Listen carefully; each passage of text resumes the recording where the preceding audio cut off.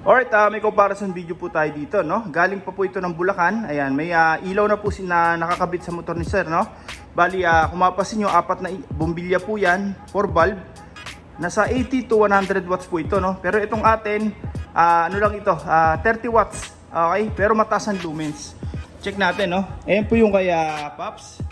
Ito naman po yung sa atin. Ayan, lamon na lamon po yan. Okay? Dito mga sir, hindi po tayo bumabase sa watts, no? Bumabase po tayo sa lumens. Sumusunog po yan ng styro mga sir. Try natin, no? Ng foam, no? Okay, pag tinanggal po natin yan, ayan, halos mabutas po siya. Ganyan po katingkad ang ilaw ng MDL natin mga sir. Okay, small but terrible po yan. Honda Click version 3. Ayan, pero may mga existing wirings na po sila sir, no? Bali dito, papatanggal na po nila Pops itong dating ilaw, no? Wala pa po isang taon to mga sir nung ginamit, kaso fundi na po. Okay, nagsuggest po sila sir na palitan natin ng mas maliit. Okay, check natin yung wirings. Ayan, medyo crowded po rito, pero MDL pa lang po yung nakakabit, no? Wala pa pong busina to mga sir. Ayan, no? Tatanggalin po natin to lahat. Okay, lalagyan na rin natin to ng ano, no? Combo lights, rapid horn, horn switching stock to loud, PIA horn. Ayan, kabit na natin. Baklasin po muna natin, no?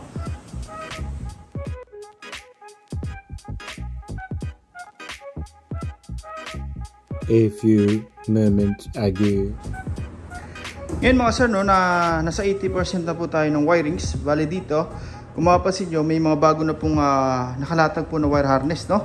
Okay, ito po yan. Ayun, no?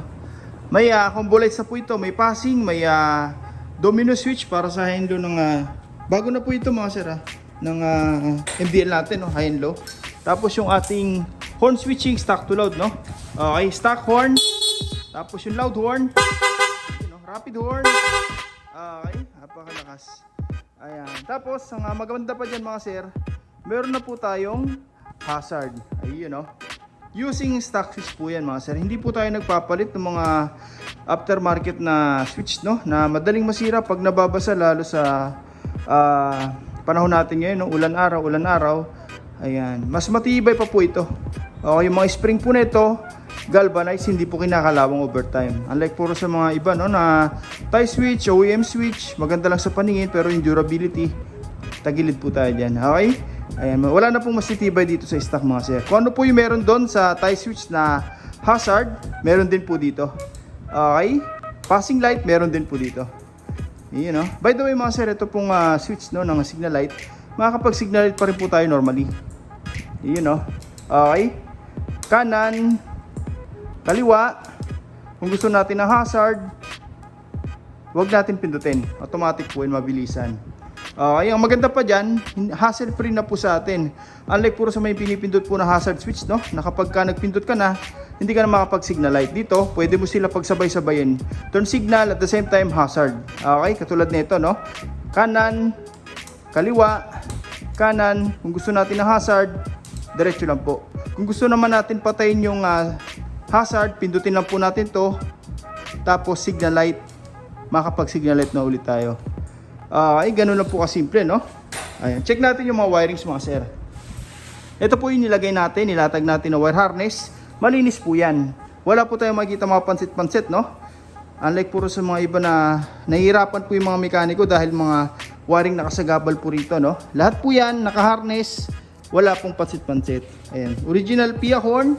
Ito po yung ginabit natin ngayon, no? Legit po yan mga sir, hindi po yan replica, no? Okay, tapos domino switch, original din po yan. Metal po, hindi po siya replica. Lahat po ng nabanggit natin na switch mga sir, dito po yan dumiretso. Ayun, no? Ito po output po ito ng MDL mga sir. Ay, papunta na po yan dito sa ating power module. Ay, siya po yung distributor ng power, no? Denso po yan mga sir, made in Japan po yan, kaya matibay talaga. Siya po yung distributor ng power mula sa battery, papuntang trigger natin sa mga switch, and then papunta na po ng output. Sa busina, sa MDL, combo lights, rapid horn, dyan na po yan dumiretso. Okay? Pag may ganito po tayo mga sir, hindi tayo magkakaroon ng fluctuation sa kuryente. Subok na po natin yan mga sir. Wala na po tayong makikita kung ano ng mga relay na nakasiksik po dito kanina, no? Malinis po yan, nandito na lahat. Okay? Ang maganda pa dyan, compact po siya. magpagawa man tayo sa mga mekaniko, hindi po sila mahirapan kasi wala pa mga relay na nakasagabal po dito, no? Na kapag natamaan ng tools, possible po mag-short. Ito, lahat po yan, balot na balot, matamaan man ng tools, hindi po basta-basta masusugatan. Lahat po ng ginamit natin na wire dyan, pang automotive po. Pure copper, hindi po yan nagpupulbos over time. Lahat nakahinang, no? Ayan, umapasin yung dulo niya, nakahinang po lahat yan. Para maganda yung daloy ng kuryente, hindi po pigil. Katulad po kanina mga sir, no? Tinesting natin yung busina, yung tunog, maximize talaga, persado. Hindi po pigil dahil na nakahinang po lahat. Kumbaga sa daanan, walang lubak. Okay? Ayan, maganda yung daloy ng kuryente. Ayan. Tapos, nakasilinkable tube bago natin balutan na rubberized tape. Okay, malinis na malinis po yan mga sir. Kung mapapansin nyo, marami ng parts and features pero konti lang po yung makikita nating wire. Hanggat maaari, kinokompress natin kagaya ng mga manufacturer ng motor, no? Malinis, walang pansit-pansit. Ayan. Mas safety pa po. The more na nagiging harness po ang wiring, mas tumitibay po yan. Siguro after 2 years, balatan po natin yan, sariwa pa rin yan. Kaya maganda pa rito, since na wiring as na po yan, fix na po yan dyan, magpalit man tayo ng busina in the future, MDL, ready to use na agad, salpak na lang. Same features, may rapid pa rin, may combo lights, salpak na lang po. Okay, yun na lang po ang pinaka-maintenance natin dito sa wirings, no? Yan, pang matagalan po talaga yan. Ngayon, kakabit na lang natin yung mga pairings, tapos testing na natin. Okay?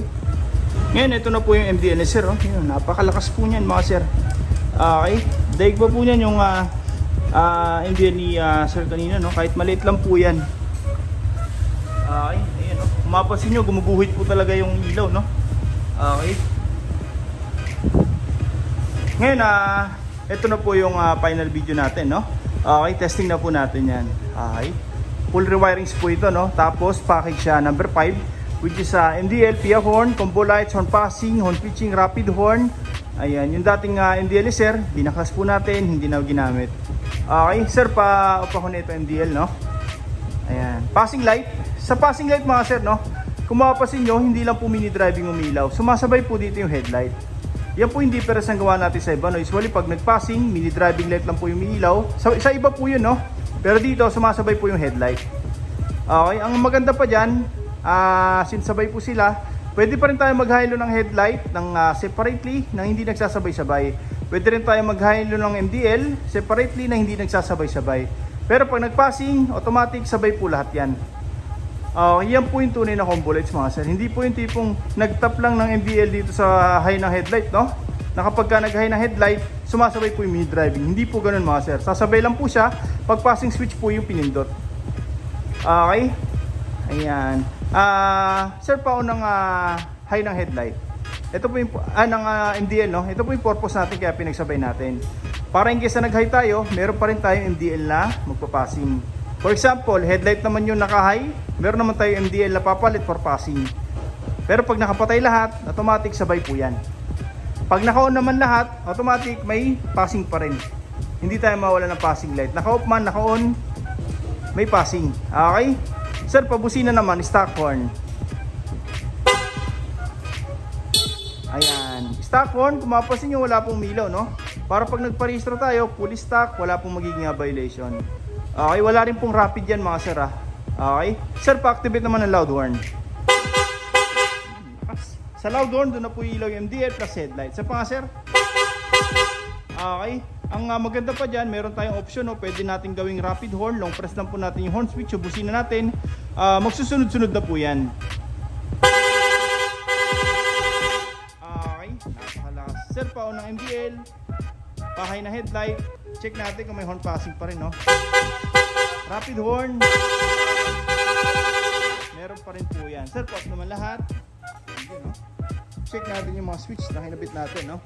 Off natin yung hazard. Ayan, stock switch po yan. Hindi natin pinapalitan ng mga aftermarket na switch. May hazard. Okay, may signal light, hazard. Okay, tapos passing switch. Ayan. Kung mapapansin nyo mga sir sa area natin, no, maliwanag pa. Pero MDL, ayan, no, kitang-kita na po. Lalo po ito sa dilim mga sir. Sulit po yan mga sir. Okay, talagang subok na po natin, no. Passing switch, ayan, sabay po yung MDL plus headlight. High-low na headlight lang. High-low na MDL lang po. Pero pag ito po pinindot, automatic sabay lahat. Tapos ito naman po yung stock horn. Tapos ito naman po yung loud horn. Rapid horn. Okay, ayun no. Ayan, stock horn. Ayan, back to stock. Okay? Sa mga gusto pong paggawa, no, punta lang po kayo dito sa shop. First come, first serve po tayo. Maraming salamat po.